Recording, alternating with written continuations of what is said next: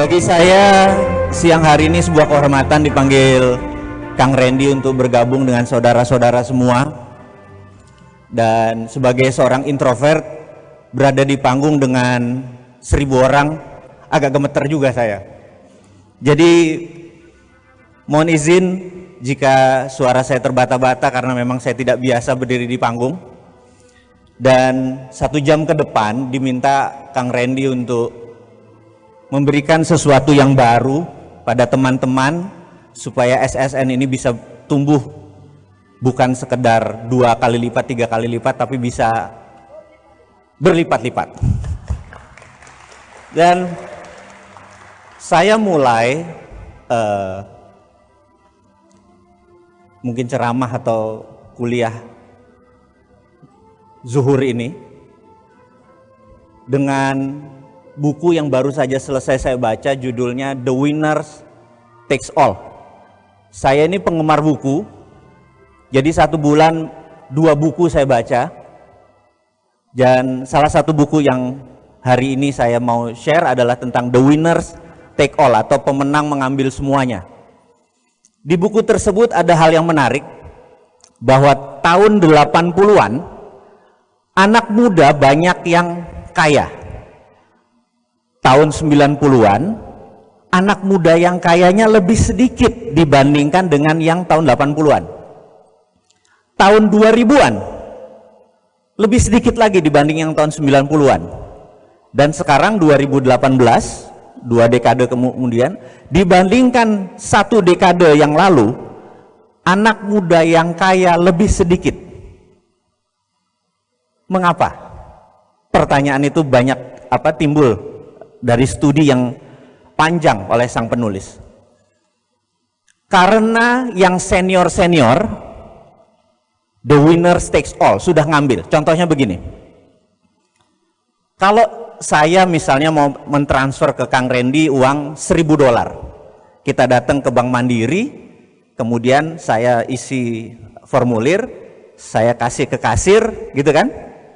Yang terjadi adalah notifikasinya harus datang ke New York dulu, New York lalu pergi ke sebuah kota kecil di Switzerland namanya Basel, oke, baru ke New York, New York bilang ke Mandiri, transfer ke rekeningnya Kang Randy, betul ya?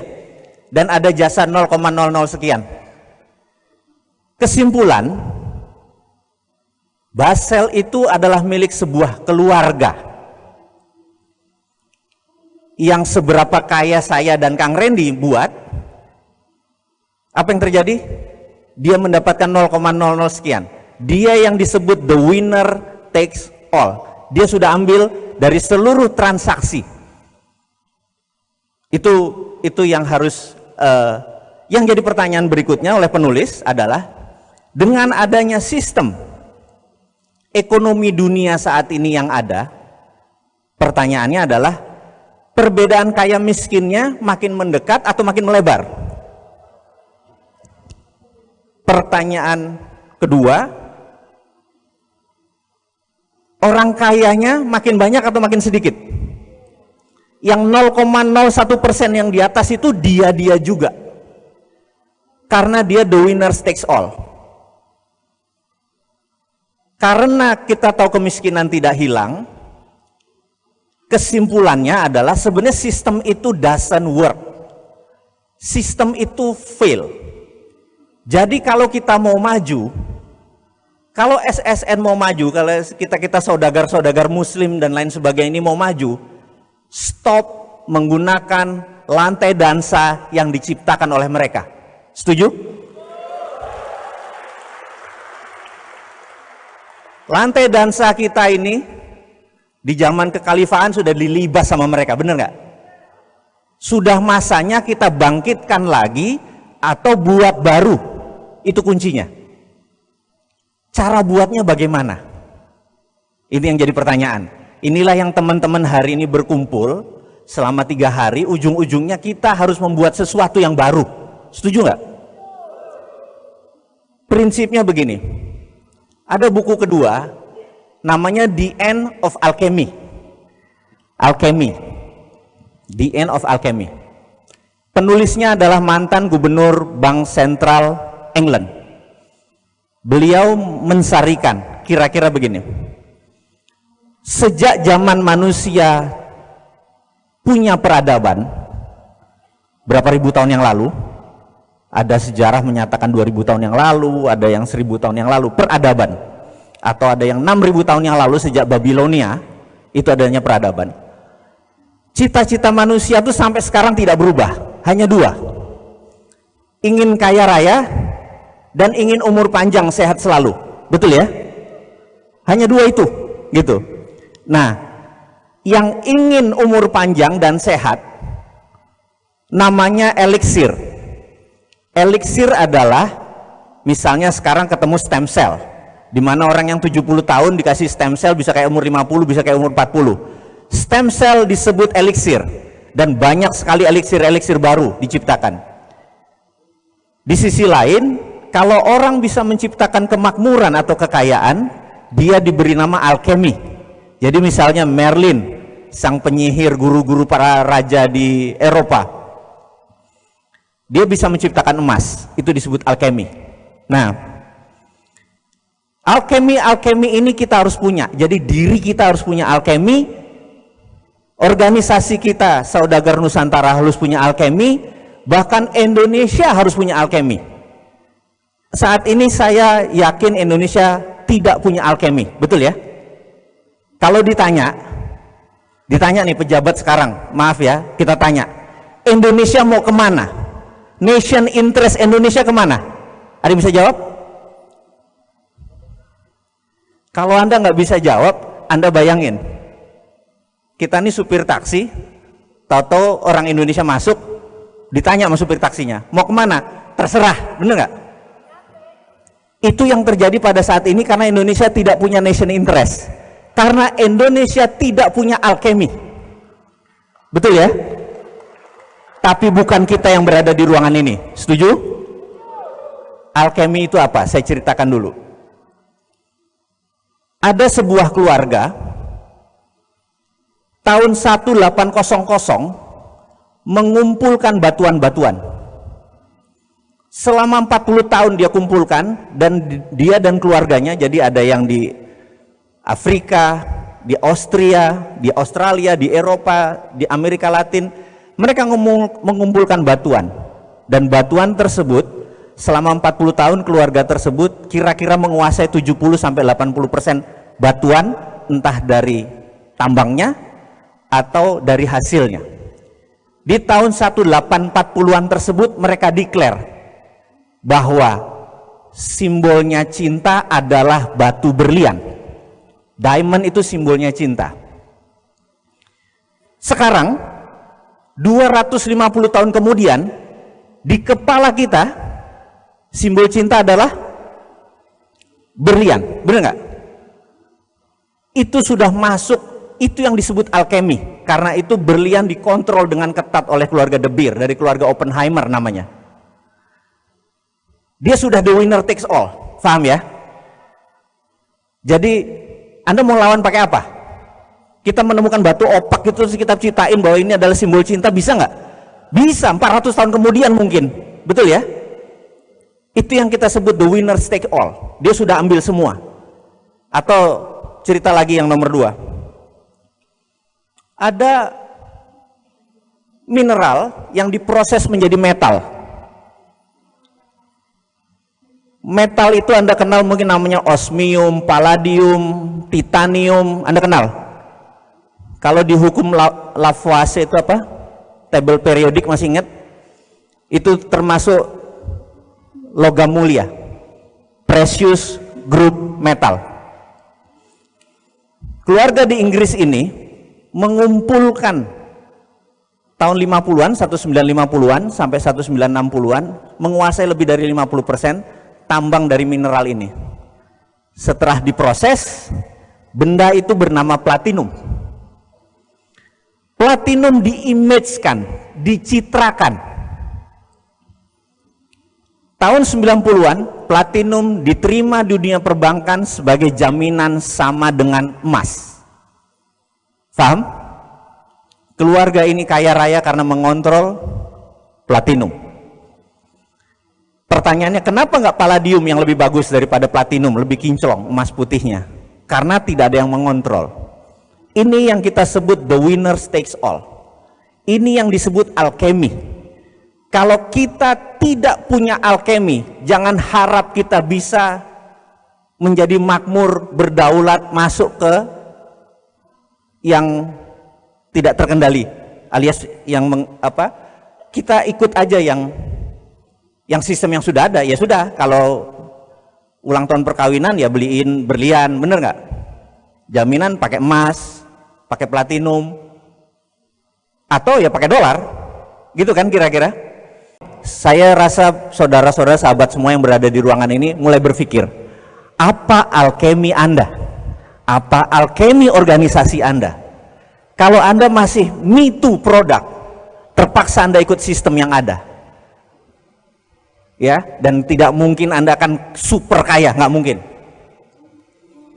Contoh berikutnya, saya sebagai, ada dua makhluk saya ini, kalau hari Rebo saya adalah pegawai negeri, tetapi saya udah mengundurkan diri karena kayaknya saya beda pendapat dengan apa yang negara pemerintah saat ini lakukan. Jadi,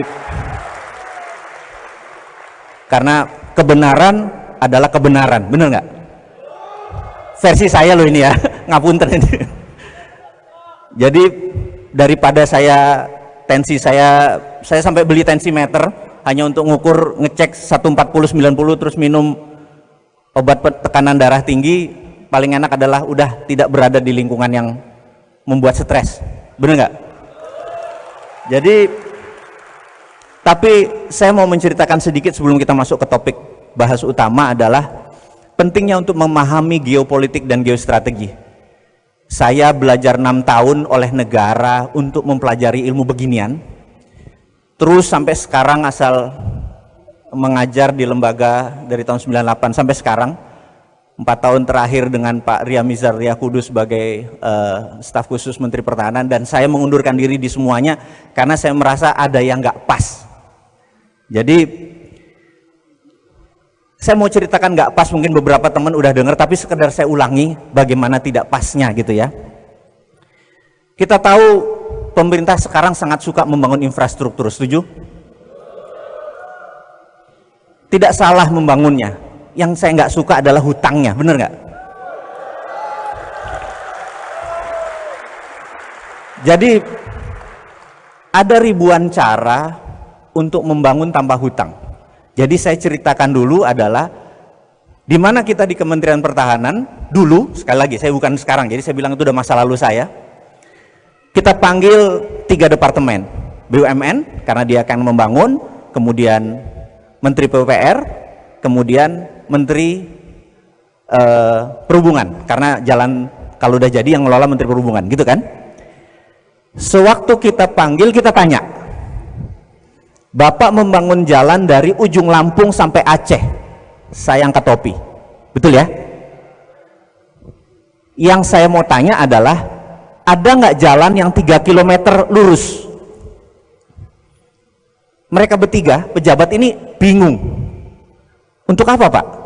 Saya tanya, Anda pernah ikut Lemhanas nggak? Mereka diem. Ya untuk apa?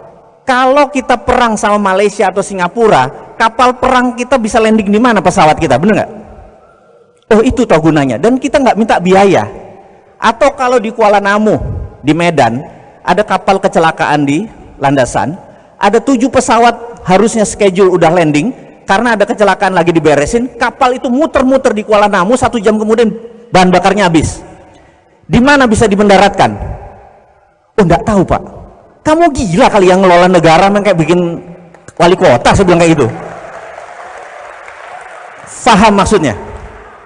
Ya, nggak sederhana kalau bikin wali kota, bikin jalanan, silakan, kapal juga nggak perlu landing di situ, bener nggak?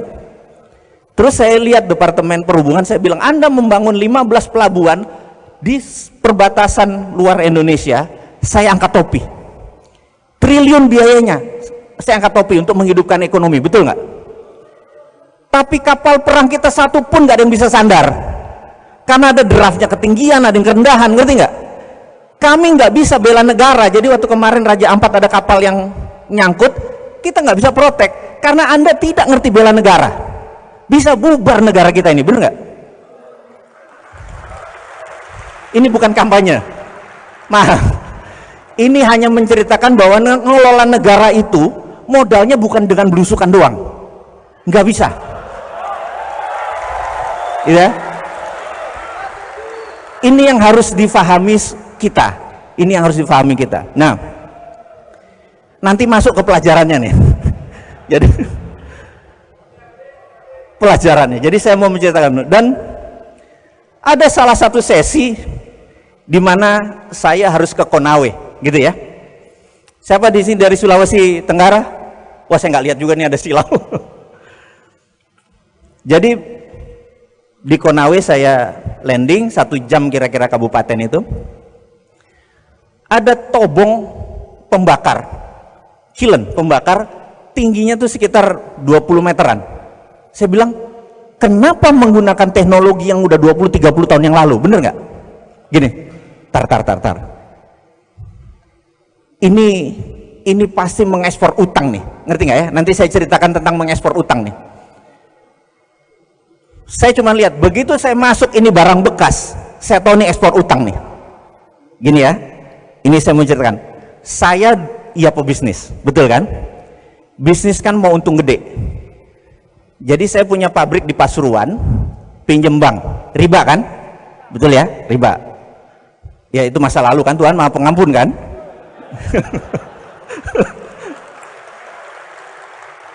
Pabrik ini 7 tahun balik modalnya. Di tahun kelima saya bilang sama perusahaan di Malaysia, saya bilang, brother, kita bikin pabrik di Malaysia.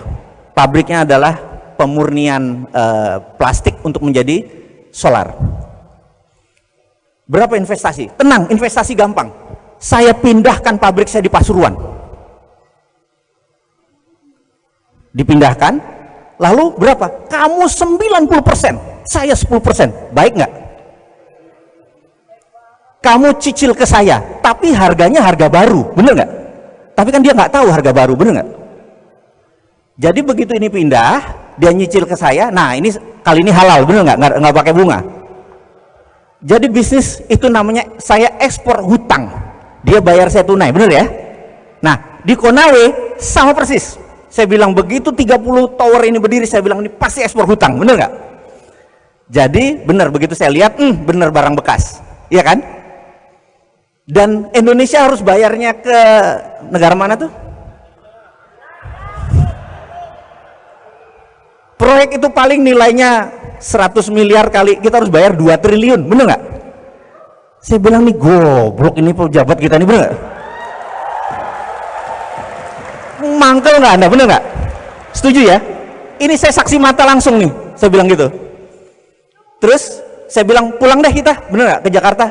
Pak, nggak ke Morowali? Ada apa di sana? Beginiannya ratusan Pak, mati aja loh. Iya nggak? Terus pulang kita ke bandara. Pas di bandara banyak kan?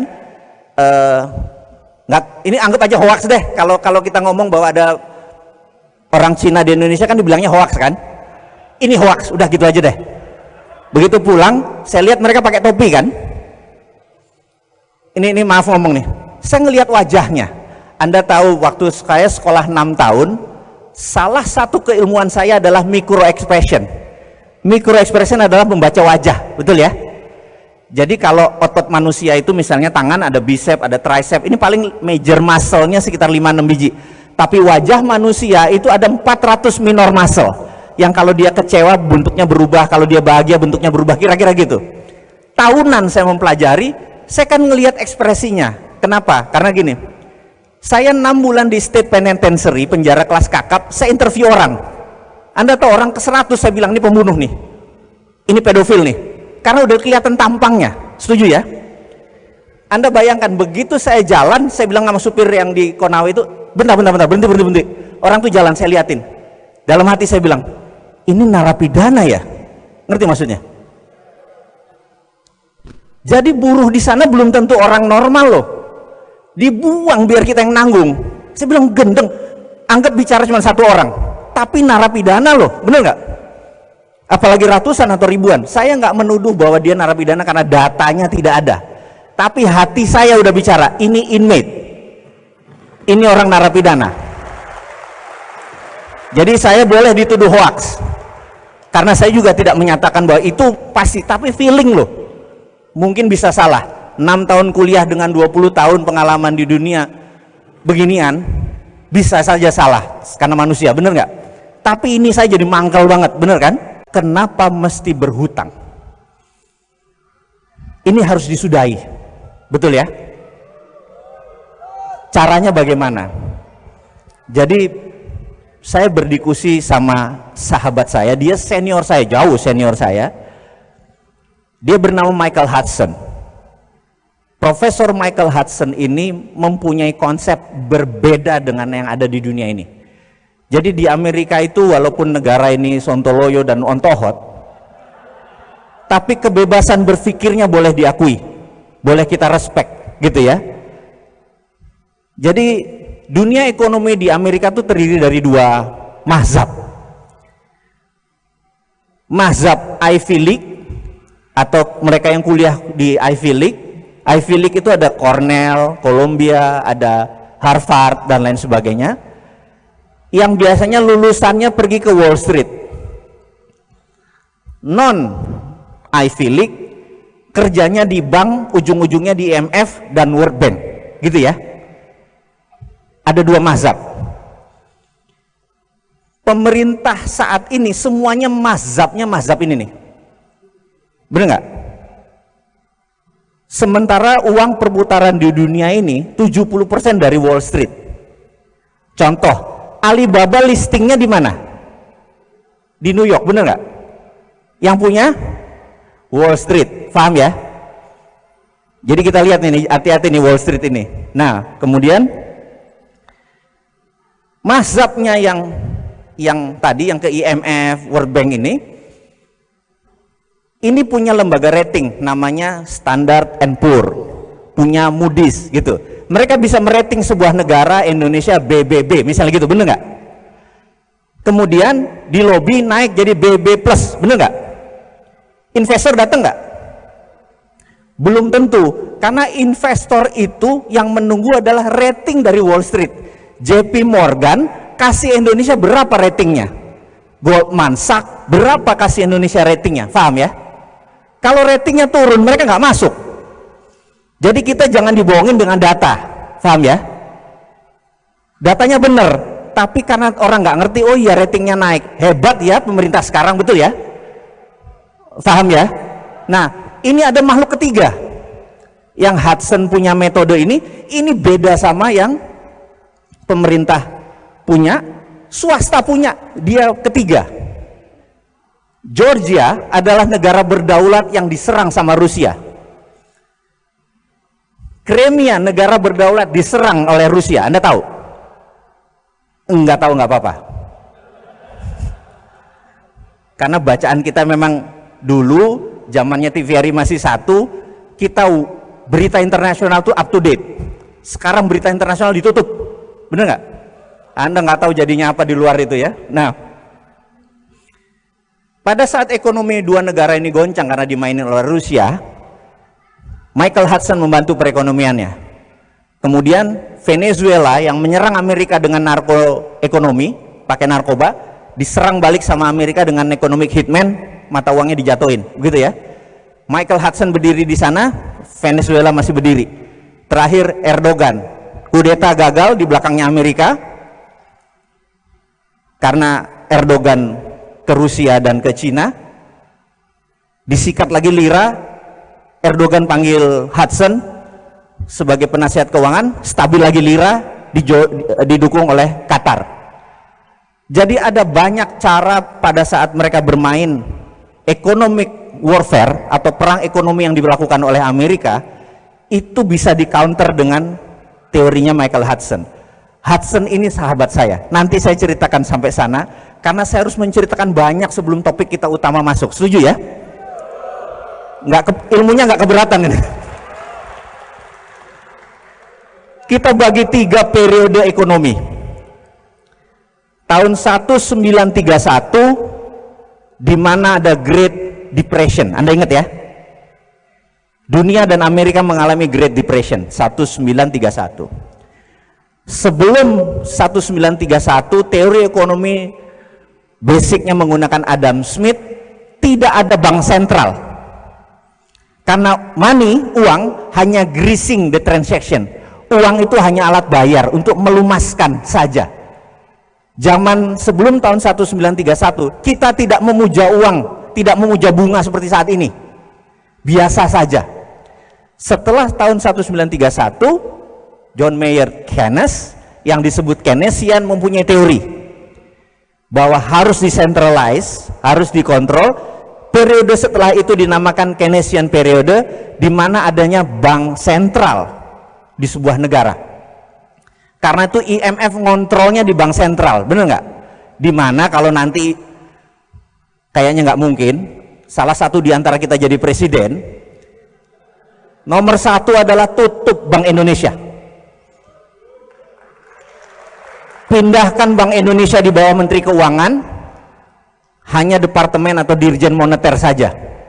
Nanti alasan saya kasih tahu. Keynesian dipuja. Jadi kalau mereka merasa, oh misalnya saya tanya, Bapak, kita cetak duit 10 triliun, setuju? Maka Bapak akan bilang, nanti inflasi. Betul Pak ya? Ada di bawah sadar kita udah masuk nih. Keynesian udah 100 tahun loh mendoktrin kepala kita, nanti inflasi. Inflasi itu dajjal yang diciptakan oleh mereka. Nggak ada yang namanya inflasi. Zaman Rasulullah nggak ada namanya inflasi, bener nggak? Setuju ya? Ada inflasi zaman Rasulullah? Nggak ada, udah itu dajjal inflasi itu. Bagi kita, nanti kita bikin dia cuman anjing pudel aja, gitu ya. Nah, kemudian Keynesian berkuasa dengan bunga berbunga, uang, ngeprint uang. Nah, ini lagi kuncinya. Amerika, si ontohot borokokok ini, tahun 1944 ngumpulin 18 negara Eropa, negara-negara yang bakal menang perang. Anda tahu cerita itu kan? Di Bretton Woods, kota kecil di ujung Boston. Tanda tangan, kita semua kan nanti menang perang. Kita nggak mau ada perang dunia ketiga lagi, setuju? Setuju. Untuk tidak ada perang dunia ketiga, nomor satu, kita harus punya world currency, harus punya currency dunia, namanya dolar. Kurang ajar nggak? Itu alkemi. Perancis tidak setuju, Perancis keluar. Sebulan kemudian diserang sama Jerman, balik lagi, I taken dah. Akhirnya semua taken. Yang kedua, mereka membuat IMF, International Monetary Fund, membuat World Bank, dan trading harus dikontrol dan semuanya berada di Washington. Itu menunjukkan bahwa semua di kakinya Amerika. Betul ya? Jadi IMF itu 26% sahamnya Amerika, sisanya the rest of the world, seluruh dunia. Indonesia cuma 1 poin sekian. Dan syarat untuk setujunya sebuah resolusi harus 75% suara. Ngerti nggak? Jadi kalau Amerika nggak taken, kan cuma 74, nggak bisa quorum. Itu namanya alkemi. Setuju nggak? Ya, Anda harus lihat bahwa kita harus bikin rupiah juga harus bikin begitu. Kalau nggak kita bahaya nih, kalau nggak ngerti alkeminya ini kita dimainin. Kemudian apa alkemi yang Amerika lagi bikin? Yang kita dengan sadar kita terima bahwa dolar sama dengan emas. Kurang ajar nggak? Jadi kalau sebuah negara mau mencetak uang, syaratnya harus punya emas atau dolar. Serem nggak? Betapa pintarnya negara tersebut mengendalikan alkemi dunia. Kita udah masanya nih berjuang bersama-sama, ya. Udah, pala kita udah mulai berat nih pelajarannya, setuju? Nah, lanjut. Tahun 2008 terjadilah subprime mortgage, bencana keuangan dunia. Hanya yang di dunia keuangan yang merasakan penderitaan tersebut, betul ya? Dan sejak saat itu saya dan teman-teman termasuk Michael Hudson menyatakan the end of year Keynesian, mati Keynesian. Herannya 10 tahun kemudian pejabat negara masih memuja Keynesian. Setuju nggak? Nggak bisa lagi Anda pakai Keynesian, Anda harus pakai anti Keynesian. Nah, ini yang nanti mau kita ceritain, anti Keynesian itu caranya bagaimana. Rumus nomor 1 adalah print money. Anda akan bilang nanti inflasi, bener nggak? Selama ada underlying proyek, maka print money tidak masalah. Saya kasih contoh. Kang Randy datang ke saya. Kang Randy adalah Menteri Bappenas, saya Presiden. Ceritanya,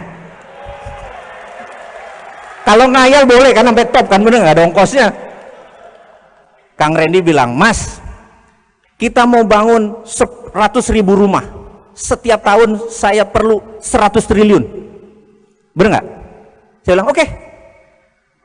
Setiap kota 100 rumah yang sehat, yang baik, yang islami, semua toilet tidak boleh ngarah Ka'bah dan lain sebagainya. Anda ngerti kan? Karena kita harus yang ngebangun, sholat harus berjamaah dan lain sebagainya, konsep-konsep kita. Saya print 100 triliun dari langit. Nah, nih Mas, betul nggak? Oke? Mas Randy bilang, Krakatau Steel nyala sekian ribu ton. Pabrik bata mulai dari ujung Jawa sampai Kalimantan nyala semua, pabrik bata, bener nggak? Pabrik semen nyala, tidak boleh ada satupun unsur impor. Begitu semua jadi, berdiri, balikin ke saya 100 triliun tanpa bunga, bener nggak? Ke negara. Kang Randy bangun, dijual tanpa bunga kan jadi murah, bener nggak? Uang begitu masuk ke negara saya bakar. 5 tahun kemudian 100 triliunnya masuk jadi 10 juta rumah, bener nggak? Itulah underlayingnya. Inflasi nggak? Nggak ada, betul nggak? Anda mulai paham? Gampang ngelola negara kan? Itu teorinya Michael Hudson, di mana tahun 2005 beliau penasehat Xi Jinping untuk bilang ke Xi Jinping bagaimana melakukan. Dan apa yang dilakukan? Mereka punya dua, renminbi di dalam negeri cetak suka-sukanya, yuan di luar negeri. Mereka punya dua currency. Anda tahu kan? Enggak, baru tahu sekarang. Suka-suka mereka nyetak duit selama ada proyeknya, betul ya? Setuju? Jadi sekarang proyek itu ngapain ngutang, bener nggak? Kesel nggak gitu ya, bener nggak? Print aja, tolnya gratis. Kalau memang cinta rakyat, jangan tol yang dibangun, jalan umum, karena yang dilewati bisa dapat faedah.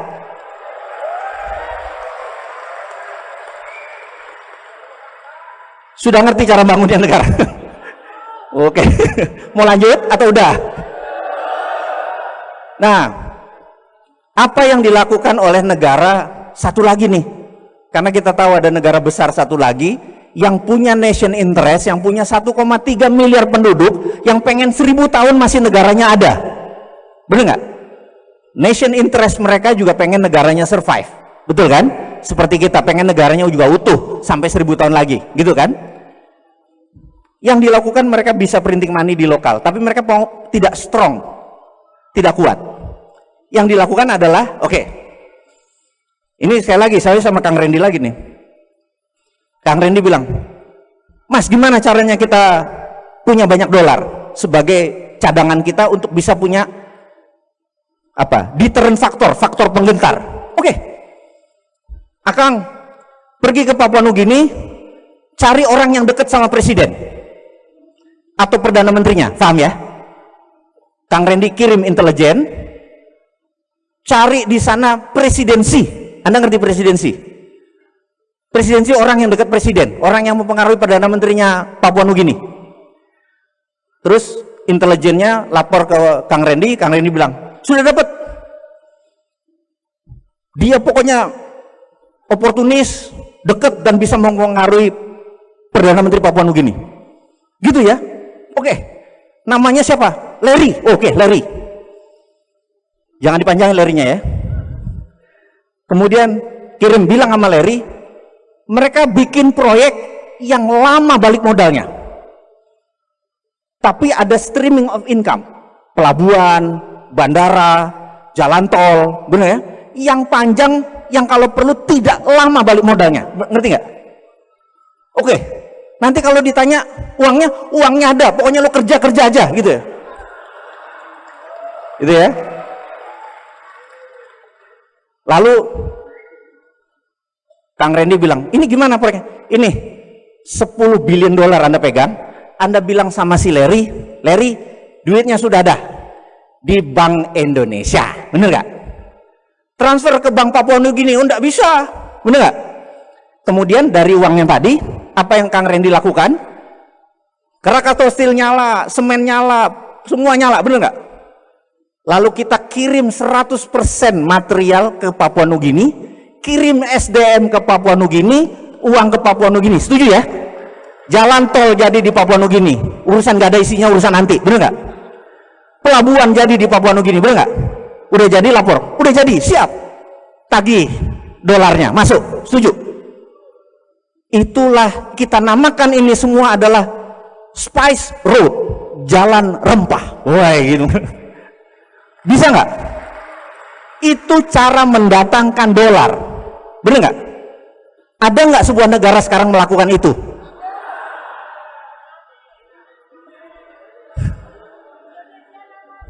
Ada nggak? Indonesia nggak ada, hoax, nggak ada. Pemerintah kita pinter, bener nggak? Anda udah mulai ngerti sekarang, mulai panas.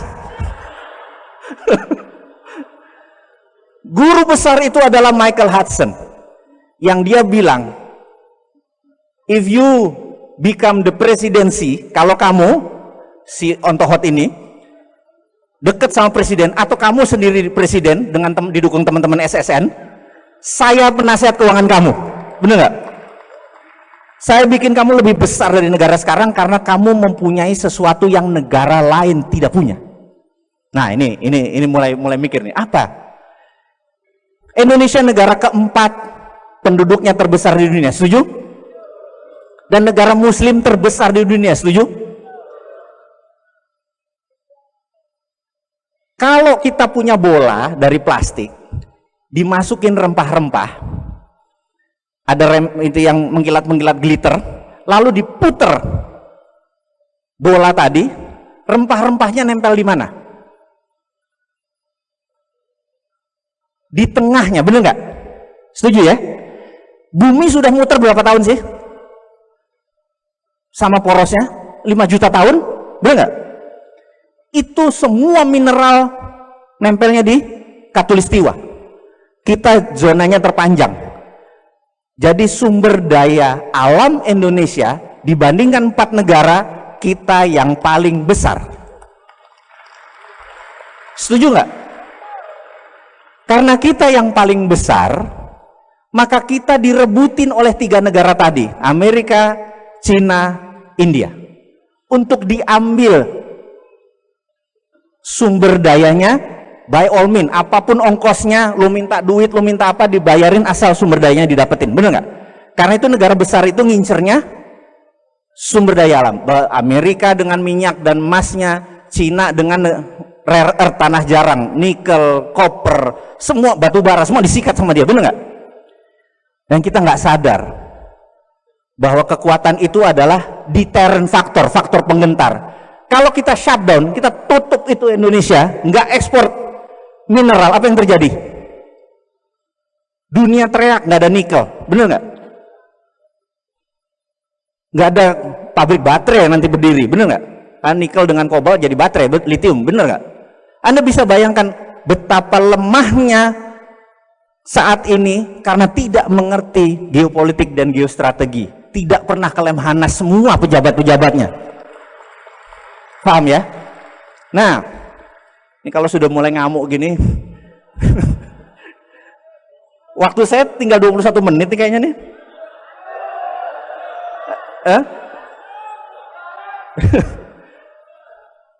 Sampai mana tadi terakhir? Nikel. Oke. Tutup. Nah, tutupnya ada 2. Jadi kalau Kang Randy sekarang jadi presiden, bener nggak? Kita pensiun, kita presidennya 2 hari aja. Habis itu, karena 2 hari habis itu saya ditembak sama kompetitor kita, bener nggak? Karena hari pertama kalau saya cuma jadi presiden nggak mau lama-lama, cuma 2 hari. Habis itu Kang Randy aja, bener nggak? Cuman 2 keputusan saya. Begitu jadi presiden hari pertama, saya akan menandatangani perpres, peraturan presiden, bahwa setiap orang yang punya duit kirim uang keluar Indonesia tanpa underlying produk. Jadi misalnya kalau dia kirim uang, beli pabrik, beli barang, beli baju, itu ada underlying. Kalau dia taruh di luar, transfer dari Indonesia, itu namanya flight capital, penjara 10 tahun. Gitu ya. Yang kedua yang saya akan lakukan adalah mulai jam 24.00 bank bunga 0. Jadi Mbak kalau punya duit 1 triliun yang biasa menikmatin 50 miliar setahun, mendadak 0. Bete nggak?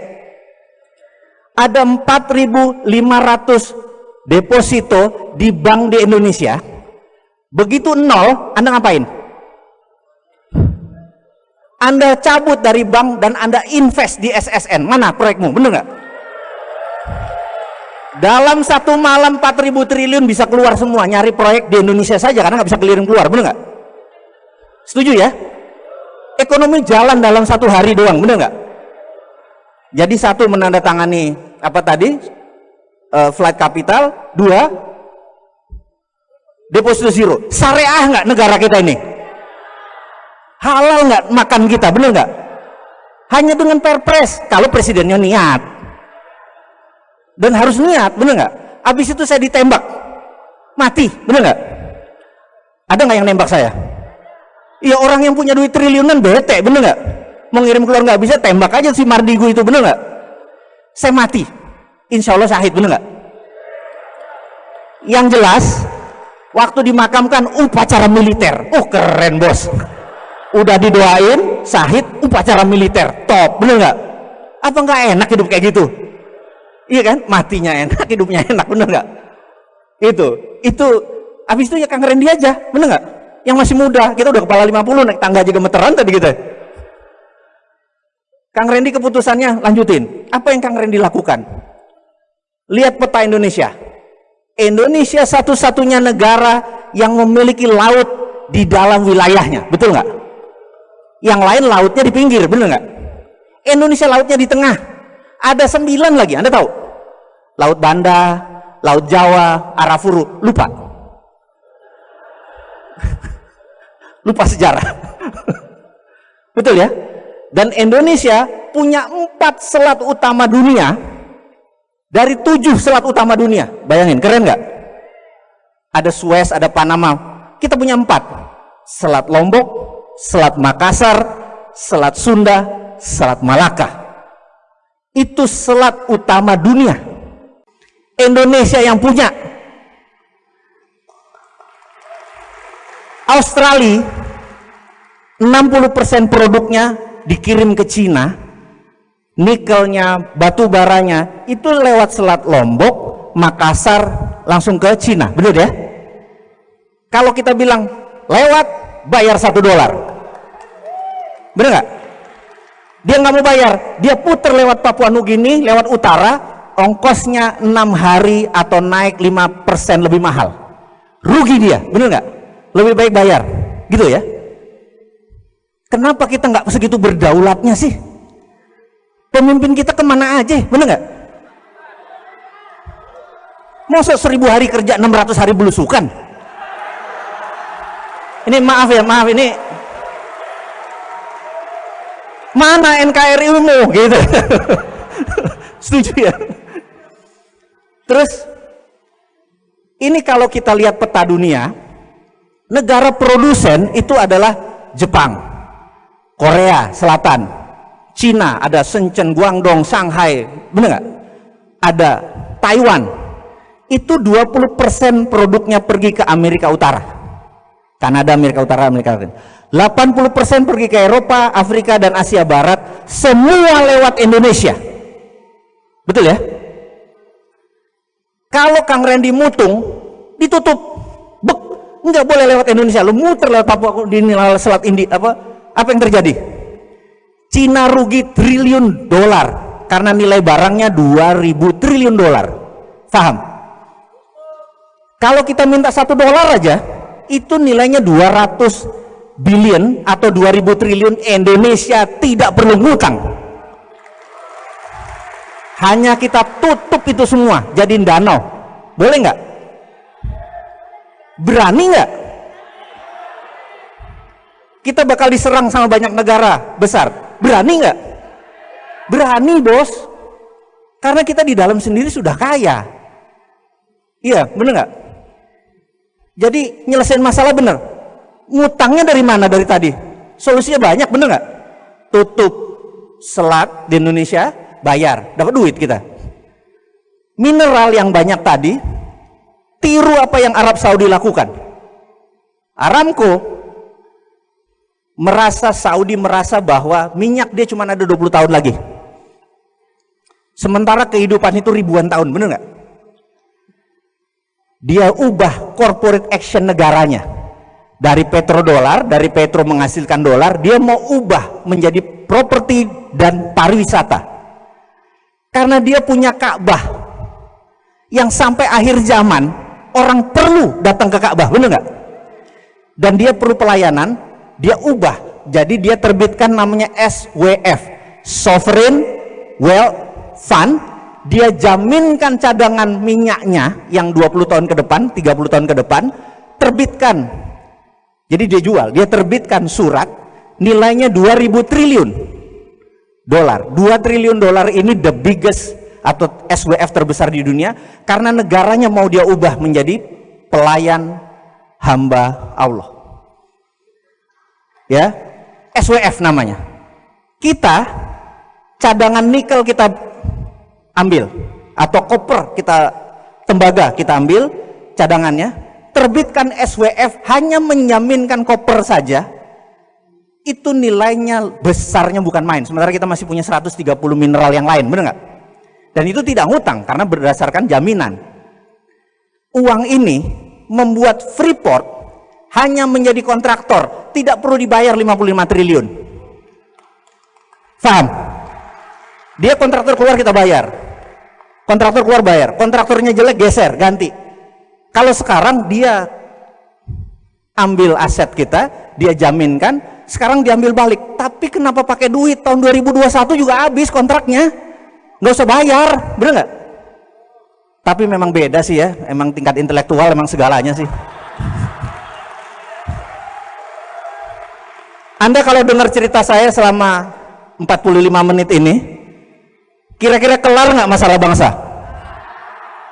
Seneng kan pulang jadi gini doang ngelola bangsa bisa, gue jadi anggota DPR, anggota ini, bener nggak? Anda udah tahu toolnya, saya kasih sejam udah bisa ngerubah dunia. Karena memang sesederhana itu. Yang bikin rumit itu orang-orang pinter yang keminter. Diputer-puter ya kelihatannya inflasi lah, ngomong di TV segala macam. Saya bilang ribet bener jadi hidup, bener nggak? Oke, sekarang kita balik ke temanya kita. 15 menit terakhir ini. Setuju ya? Saya merasa ingin mempunyai kontribusi sedikit ke agama saya. Saya ingin fight hak konstitusi saya.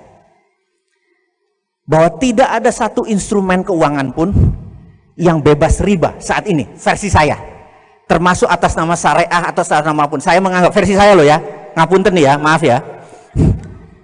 Jadi saya harus mengambil teknologi yang masih baru, yang saya lihat akan ke depan cerah.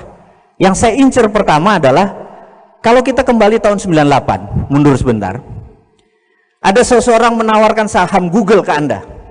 Ini beli first round, listing pertama, sekian juta dolar. Anda bilang, enggak, karena the winner, Yahoo, search engine tahun 2000 2001 Yahoo is the winner, benar nggak? Tapi sekarang siapa yang the winner? Google. Saya merasa kita ini tahu bahwa www is the winner, benar nggak? Saya bilang nggak, blockchain is the winner. Ini kita melihat 10-20 tahun lagi. Karena itu sejak 2 tahun yang lalu saya invest gede-gedean ke sumber daya lebih dari 32 anak ke 8 negara. Ada yang setahun, ada yang 6 bulan, ke Inggris, ke Jepang, ke Amerika, ke Jerman, Estonia, dan Malta. Hanya untuk mempelajari blockchain. Dan saya begitu pulang, anak-anak cerita, saya bilang, bikin. Dan orang yang paling pertama protes adalah istri saya, bener nggak? Karena dia bilang, ayah, kenapa sih mesti invest yang bisa mbok invest bikin 70 Indomaret aja lebih untung, bener nggak bulanannya? Anda malah buang uang yang belum tentu untung, bener nggak? Invest itu nggak murah loh. Invest di teknologi, invest di SDM. Dan waktu kita invest, kalau kita bikin Indomaret 700 juta, begitu jadi 2 bulan kemudian ada revenue, ada income, udah bisa menyicil investasi kita, bener nggak? Ini kalau kita invest di teknologi udah besar, ada returnnya nggak langsung, bener nggak? Saya bilang, Bun, saya minta izin, ini jihad, bener nggak? Jadi ya udah, kalau sudah panggilan kayak gitu, istri saya ya manut aja, bener nggak? Gitu. Pas jadi, kita membuat namanya Bursa Efek UKM. Bursa Efek UKM ini 27 Juli kemarin kita launch, namanya Santara. Maaf saya pakai bajunya, Santara Bursa Efek UKM. Jadi Bursa Efek ini investornya bagi hasil. Jadi misalnya ada ayam geprek Solo punya 30 biji. Kalau datang ke bank, kan bank selalu minta kata-kata mantra, ada jaminan nggak, bener nggak? Udah itu pakai bunga. Sementara kalau kita berbisnis, 30 ayam geprek itu mungkin tempatnya sewa, jadi nggak ada aset, betul ya? Padahal ada revenue, ada profit, ada omset, ada profit. Di dunia blockchain ini bisa ditokenkan, revenue atau profit itu bisa ditokenkan dan bisa dijual dengan bagi hasil, seakan-akan sahamnya, tapi bukan saham kepemilikan, saham profitnya. Paham ya? Ini ilustrasi sebentar. Jadi dia beli token atau beli itu adalah hitungannya seperti saham. Nah, kita luncurkan 27 Juli kemarin dan dapat respon sangat bagus karena ada 37.000 orang mendaftar ingin jadi investor. Kenapa? Karena mereka taruh uangnya di bawah bantal karena nggak mau riba. Dia perlu investasi sementara produk-produk tersebut memerlukan uang, gitu ya. Listing 1 hari perlu 1 miliar. Saya ingat Arfah Barbershop. Siapa yang dari Jawa Tengah dan Jogja? Ada 51 Arfah Barbershop. Dia mau buka 4 cabang, perlu duit 700 juta. 3 jam habis. Karena bagi hasilnya 20%. Dan 20% itu bagi hasil, bukan bunga. Kita terbitin durian token. Ada 900 duren, panen, petik, listing 900 juta, 2 jam habis, gitu ya. Begitu 18 perusahaan listing, kita dipanggil OJK, pricak, waduh, bener nggak? Kita dipanggil. Mereka bilang, Anda melanggar undang-undang pasar modal. Saya bilang, Pak, undang-undang pasar modal kita kan saya pakai blockchain. Ini akal-akalan kamu, bener nggak? Kita bagi hasil, Pak. Nggak bisa, ini saham dan lain sebagainya. Kita berdebat panjang di OJK. 3 kali kita datengin OJK, dan OJK melaporkan bahwa dia tiap hari diserang ratusan email untuk jalanin lagi Santara itu, bener nggak? Jadi rupanya fans kita udah banyak ini. Nah,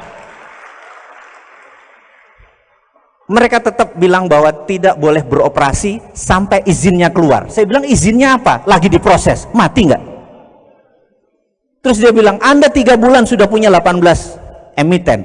Kami 10 tahun baru punya 18. Apa maksud Anda? Saya bilang, loh apa masalahnya, bener nggak? Saya lapor ke Pak Dahlan Iskan, ketemu Pak Imawan, mantan CEO-nya Jawa Pos. Saya bilang, Kang Mas ngapunten, tolong saya bilang gitu. Oke.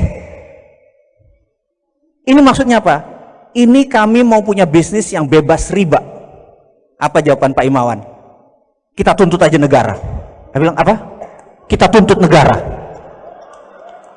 Jawa Pos 3 kali nuntut negara, 3-3-nya menang. Dulu waktu dia buat TV JTV itu ditutup oleh pemerintah karena nggak boleh ada TV lokal, TV itu nasional. Yang kita lakukan adalah tuntut. Nama gugatannya adalah perbuatan melanggar hukum yang dilakukan oleh negara. Keren. Bener nggak? Saya bilang, filosofi Anda apa, Mas? Saya ingin dengan paket produk kita ini kita bebas riba. Oh, itu lebih tinggi lagi. Karena Anda bisa tuntutnya di MK, Mahkamah Konstitusi, karena riba adalah hak konstitusi. Gitu kan? Jadi kita atur. Sekarang kita lagi ngatur legalnya. Teman-teman Munarman, itu semua kan teman lama saya. Mas, gue join di belakang lo. Walaupun gak ada satu orang yang mendukung lo, gue dukung. Karena gak ada orang yang berani fight untuk merubah undang-undang supaya riba berdaulat. Bener gak? Saya bilang walaupun sendiri saya maju deh, sebenernya gak? Kan kita kan kaum moderat begitu kan, modal dengkul urat kan, maju aja gitu. Nah, ini kita lagi susun. Tapi rupanya OJK gentar juga. Kemarin kita dipanggil, dia bilang Santara boleh jalan lagi. Oh, alhamdulillah. Jadi ngerti nggak? Pengusaha tuh nggak ada matinya, gitu aja, bener nggak? Karena demi agama kita, nggak ada yang berjuang kalau nggak kita yang fight, bener nggak? Kita udah nggak tatanan konsep. Nah, lalu saya curhat sama Pak Dahlan. Pak Dahlan bilang, Pak tolong promote Santara, Bursa Efek UKM. Oh, sekarang namanya nggak boleh Bursa Efek, tapi digital market, digital asset, UKM digital asset harus 4.0. Ya udahlah, gantilah namanya, bener nggak? Karena nggak boleh bursa, bursanya milik Bursa Efek. Ya udah PN, gitu kan? Si Pak Dahlan bilang, oh nggak bisa, Mas, kamu nggak jenius. Kelebihan kamu cuma pakai blockchain. Kamu kesencen dulu deh, katanya. Shanghai itu punya bursa efek, namanya Shanghai Stock Exchange. Kalau Indonesia namanya Jakarta Stock Exchange. Tapi Shenzhen itu ada UKM Stock Exchange, ada 2000 UKM-nya. Kita ke Shenzhen, bener. Shenzhen Stock Exchange itu 2000. Jadi kita ingin membuat seperti itu. Dia bilang, kalau sudah 100 anggotamu, kasih saya, karena proven method. Saat ini belum proven. Nah, ini di ujung-ujung ini saya minta tolong nih, ngapunten nih, karena belum proven. Baru 18, baru 7.000 investor, itu dianggap belum proven. Yang terjadi adalah begini. Ini rumus terakhir. Saya kayaknya udah suruh turun nih. Bener ya? Saya ikutin kata. Jadi gini, di bisnis ada yang namanya nominator dan denominator. Denominator itu pembagi. Ini istilah matematik. Ingat, bisnis adalah science. Bisnis bukan kira-kira, oh dagangnya di sini enak ya. Nggak bisa. Nggak akan pernah maju kalau gitu. Bisnis adalah science, ada perhitungan. Nah, misalnya Gojek kita pakai. Ada 1 juta user, ada 10.000 supir ojek. Supir ojek ini namanya denominator. Apa yang terjadi kalau 1 juta user, 10.000 supir ojeknya? Supir ojeknya bisa dapat 15 juta sebulan, 20 juta sebulan, bener ya? Itu namanya denominator. Begitu supir ojek dapat 15 juta, 20 juta, apa yang terjadi? Supir ojeknya jadi 20.000, 30, jadi 100.000, bener nggak?